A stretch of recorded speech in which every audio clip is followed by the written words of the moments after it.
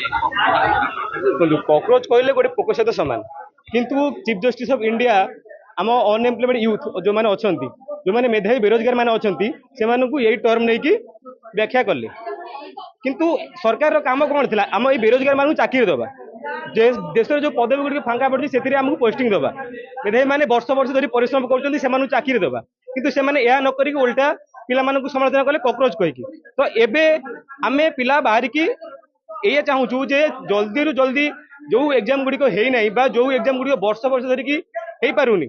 जोटा कि पोस्ट बाहरी आप डिले कर चली सेगुड़ त्वरान्वित करके जल्दी पिला चाकरी दिंतु नचेत से आमको गोटे डेट दिंतु जो थी सी प्रिपेयर थे आम आंदोलन ओल्लू ना आम पाखे कौन उपाय ना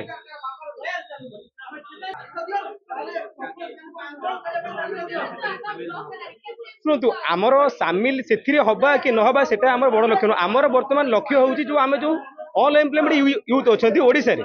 जो मैंने कि वर्ष वर्ष धरी सरकारी चाकरी अपेक्षा अच्छा से केमी सुविधा पाइबे है तो आम भी जड़े स्टूडेंट आस्पिरेंट तो आम वर्ष वर्ष धरी कष्ट करें ये सरकार आमको चाकरी दे पारुनी है यहाँ सरकार अपार कथा तो सरकार या जल्दी ठीक करूँ बहुत गुड एग्जाम बाहर जोटा डिले हो चली से गुड़ जल्दी त्वरान्वित कर पोस्टिंग दि जाऊ।